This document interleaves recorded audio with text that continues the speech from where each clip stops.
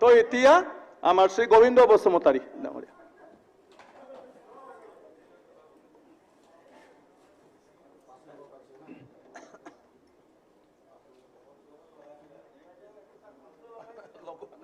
মাননীয় অধ্যক্ষ মহোদয়,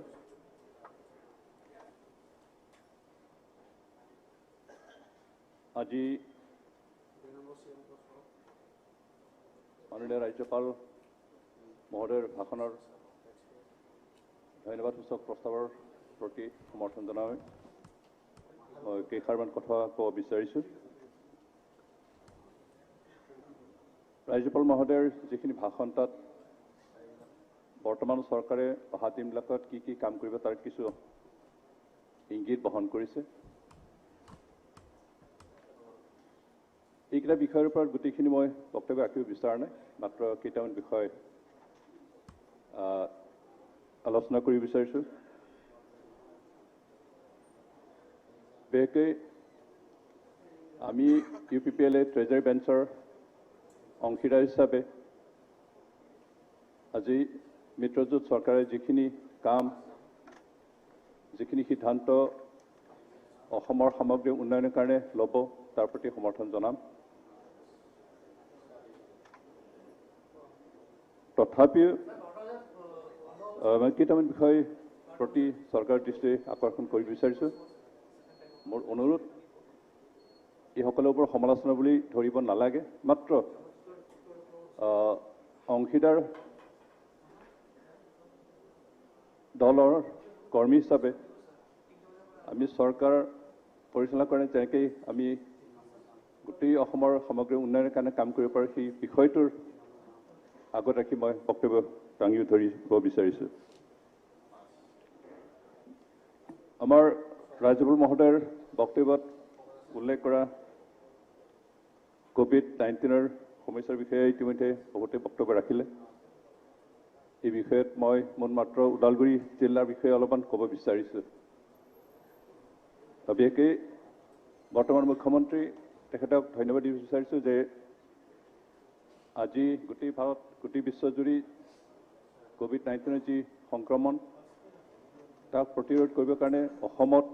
তেখেতে যিখিনি অৰিহণা যোগালে, যিখিনি কষ্ট কৰিছে, বিভিন্ন পদক্ষেপ লৈ অন্ততঃ অসমৰ এই সংক্ৰমণৰ নিয়ন্ত্ৰণ কৰিব পাৰিছে, তাৰ কাৰণে তেখেতক ধন্যবাদ দিছোঁ। আৰু বৰ্তমানৰ চৰকাৰে যিখিনি ব্যৱস্থা লৈছে তাৰ কাৰণে ধন্যবাদ দিছোঁ। বিশেষকৈ অন্যান্য দেশৰ তুলনাত বা ভাৰতৰ অন্যান্য ৰাজ্যৰ তুলনাত অসমৰ এই সংক্ৰমণৰ কোব যথেষ্ট কম পৰিছে আৰু আমাৰ ইয়াত কেজুৱেলিটি অন্যান্য ষ্টেটতকৈ বহুত কম। বিশেষকৈ মই ওদালগুৰি জিলাৰ বিষয়ে ইয়াকে ক'ব বিচাৰিছোঁ যে চৰকাৰৰ তৎপৰতাত আমাৰ ওদালগুৰি জিলাত ইয়াৰ সংক্ৰমণ যথেষ্ট কম। এতিয়ালৈকে গোটেই ওদালগুৰি জিলাত যিখিনি আক্ৰান্ত আক্ৰান্তৰ সংখ্যা 1950 জন, 1950 জন। তাৰে ভিতৰত ৰিকভাৰী হ'ল যোৱাকালিলৈকে যিখিনি ৰিপৰ্ট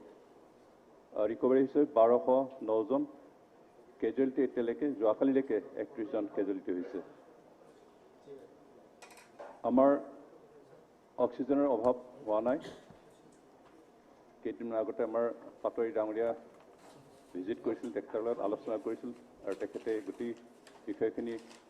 কেনেকৈ কি ব্যৱস্থা ল'ব লাগে আমাৰ স্বাস্থ্য বিভাগৰ কৰ্মীসকলক দিহা পৰামৰ্শ দি আছে আৰু সেইমতে আমাৰ স্বাস্থ্যকৰ্মীসকলে ঠিকমতে কাম কৰিছে। মাত্ৰ তাত কি কয় ভেকচিন অলপ কম হৈ আছে, একেবাৰে নাটনি হোৱা নাই কিন্তু কম, যিখিনি হ'ব লাগে জনসংখ্যা অনুসৰি সেইখিনি যাতে যোগান ধৰে তাৰ কাৰণে চৰকাৰৰ প্ৰতি দৃষ্টি আকৰ্ষণ কৰিলোঁ। দ্বিতীয়তে মই উল্লেখ কৰিব বিচাৰিছোঁ যে 2020 চনৰ 27 জানুৱাৰীত ভাৰতৰ প্ৰধানমন্ত্ৰী নৰেন্দ্ৰ মোদী ডাঙৰীয়া, গৃহমন্ত্ৰী অমিত শ্বাহ ডাঙৰীয়া আৰু অসমৰ বিগত চৰকাৰৰ মুখ্যমন্ত্ৰী সৰ্বানন্দ সোণোৱাল ডাঙৰীয়া আৰু বৰ্তমানে অসমৰ মুখ্যমন্ত্ৰী ডক্টৰ হিমন্ত বিশ্ব শৰ্মা ডাঙৰীয়া তেখেতসকলৰ নেতৃত্বত তেখেতসকলৰ আন্তৰিকতাৰ প্ৰচেষ্টাত যি বিটিআৰ চুক্তি হৈ গ'ল সেই চুক্তিৰ জৰিয়তে অন্ততঃ অসমত এটা নতুন যুগ আৰম্ভ হোৱা বুলি আমি ক'ব পাৰোঁ তেখেতসকলক ধন্যবাদ দিছোঁ যে প্ৰায় ৩৫ বছৰে যি এটা সহস্ৰ সংগ্ৰাম যেটা উত্তপ্ত পৰিস্থিতি বড়োলেণ্ড অঞ্চলত হৈছিল তেখেতসকলৰ প্ৰচেষ্টাত আজি সেইখিনি পৰিৱেশ সম্পূৰ্ণৰূপে নিৰ্মূল হ'ল আৰু গোটেই বড়োলেণ্ড অঞ্চলত এটা শান্তিৰ পৰিৱেশ আহিল আৰু উন্নয়নৰ যি গতি তীব্ৰভাৱে আগবাঢ়ি যাবলৈ ধৰিছে বহুতে এইটো ভাবিব পাৰে অসমৰ অন্যান্য ঠাইৰ লোকসকলে যে এই চুক্তিৰ লগত আমাৰ একো কৰিব লগা নাই একো ভাবিব লগা নাই এই চুক্তিৰ জৰিয়তে যিখিনি কিবা লাভ যদি হৈছে বড়োসকলেহে হৈছে তেনেকুৱা এটা ভাৱ হ'ব পাৰে কিন্তু মই অসমৰ আটাইকে এষাৰ কথা ক'ব বিচাৰিছোঁ যে এই চুক্তিৰ জৰিয়তে বহুতো আমি উপকৃত হৈছোঁ এক নম্বৰতে আমাৰ ইয়াত শান্তি স্থাপন হৈছে আৰু দ্বিতীয়তে উন্নয়নৰ পথ মুকলি হৈছে আৰু তৃতীয়তে অন্ততঃ আমাৰ বিটিআৰ অঞ্চলত বহুতো কেন্দ্ৰীয় চৰকাৰৰ দ্বাৰা পৰিচালিত শিক্ষানুষ্ঠান আহিছে আৰু এই শিক্ষানুষ্ঠান অকল বড়োলেণ্ডৰ লোকসকলে বা বড়োসকলে অধ্যয়ন কৰিব তেনেকুৱা নহয় আপোনালোকে চবেই জানে যে এই চুক্তিৰ জৰিয়তে আমি NIT এটা পাইছোঁ নেইৰিমছ regional institute of medical science পাইছোঁ এটা স্পৰ্টছ ইউনিভাৰ্চিটি পাইছোঁ এখন অৰ্গেনিক ইউনিভাৰ্চিটি আমি পাইছোঁ তাৰোপৰি উপেন্দ্ৰনাথ ব্ৰহ্মৰ নামত এটা কেন্দ্ৰীয় বিশ্ববিদ্যালয় আমি পাইছোঁ আজি অসমৰ ৰাইজে অসমৰ সুধীবৃন্দই গৌৰৱ অনুভৱ কৰা উচিত যে বৰ্তমান ভাৰতৰ কোনো ৰাজ্যতে দুখন NIT নাই কোনোখন ৰাজ্যত দুখন নেইৰিমছ নাই কিন্তু অসমে এই চুক্তিৰ জৰিয়তে অন্ততঃ দুখন NIT আৰু দুখন নেইৰিমছৰ অধিকাৰী হ'বলৈ সুযোগ পাইছে আৰু সেইকাৰণে এই চুক্তি অসমৰ সকলো জনগোষ্ঠীৰ কাৰণে এটা মাইল খুঁটা হিচাপে কাম কৰিব এষাৰ কথা মই অনুৰোধ কৰিব বিচাৰিছোঁ যে বহুতে এই চুক্তিৰ জৰিয়তে যিখিনি লাভ হ'ব অসমৰ কাৰণে নহয় বুলি ভাবিব পাৰে কিন্তু মই অনুৰোধ কৰিব বিচাৰিছোঁ যে বিটিআৰ অঞ্চলত যিখিনি অনুষ্ঠান প্ৰতিষ্ঠান গঢ়ি উঠিব সেই গোটেইখিনি অসমৰ গোটেইখিনি ৰাইজৰ কাৰণে আৰু সেইকাৰণে মোৰ অনুৰোধ এইটোৱেই যে অসমৰ ৰাইজে অসমৰ মানুহে যাতে মনত ৰাখে যে বিটিআৰ অঞ্চল অসমৰ সীমাৰ বাহিৰত নহয় এই কথাখিনি যাতে মনত ৰাখে আৰু তেনেকুৱা হ'লে আমি অন্ততঃ বিটিআৰ অঞ্চলত বসবাস কৰা আটাই ৰাইজে খুব সুখী হ'ম মোৰ এটাই অনুৰোধ অসম চৰকাৰৰ বিশেষকৈ আমাৰ মাননীয় মুখ্যমন্ত্ৰীৰ ওচৰত যে বিটিআৰ চুক্তিৰ গোটেইখিনি দফা যাতে অতি সোনকালে সমাধা কৰে আৰু সেইখিনি সমাধা হ'লে গোটেই অসমৰ ৰাইজৰ কাৰণে এটা উন্নতিৰ জখলা মুকলি হ'ব আপোনাৰ সময় আৰু 2 মিনিটহে আছে তাৰপিছত আৰু এটা কথা উল্লেখ কৰিব বিচাৰিছোঁ বিশেষকৈ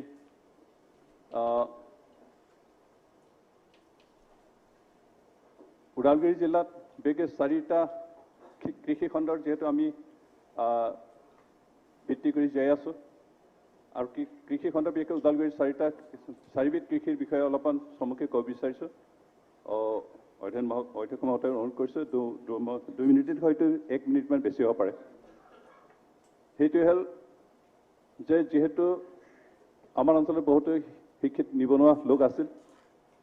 তেখেতসকলে চাকৰি বিচাৰি হাহাকাৰ কৰিছিল কিন্তু চাকৰি বিচাৰি নোপোৱাৰ কাৰণে বহুতেই চাহ খেতিত মনোনিৱেশ কৰিবলৈ আৰম্ভ কৰিছে আৰু তাৰ জৰিয়তে অন্ততঃ আমাৰ অঞ্চলত এটা অৰ্থনৈতিক বিপ্লৱৰ সূচনা হৈছে আজি ওদালগুৰি জিলাত 7,119টা স্মল টি গাৰ্ডেনছ আছে আৰু সেইবোৰ লোকেল মানুহৰ দ্বাৰা পৰিচালিত আমাৰ স্থানীয় বড়ো ৰাভা অসমীয়া গোৰ্খা আৰু আদিবাসী লোকসকলৰ দ্বাৰা নিয়ন্ত্ৰিত এই বাগানসমূহ ইয়াত মাত্ৰ এটাই সমস্যা হৈছে যে তেওঁলোকৰ নিজা ফেক্টৰী নাই কাৰণে উচিত দাম নাপায় আৰু সেইকাৰণে চৰকাৰৰ ওচৰত তেওঁলোকৰ এটা অনুৰোধ যে তেওঁলোকে নিজৰ ব্যৱস্থাৰে যাতে ফেক্টৰী গঠন কৰিব পাৰে তাৰ কাৰণে চৰকাৰৰ পৰা এটা সাহায্য তেওঁলোকে বিচাৰে আৰু এই কথা মই চৰকাৰৰ ওচৰত দৃষ্টি আকৰ্ষণ কৰিছোঁ তাৰপিছত দ্বিতীয় খেতিটো হ'ল ৰাবাৰ ওদালগুৰি জিলাত এতিয়ালৈকে 2000টা ৰাবাৰ প্লান্টেশ্যন আছে আৰু এই গোটেইখিনি বাগান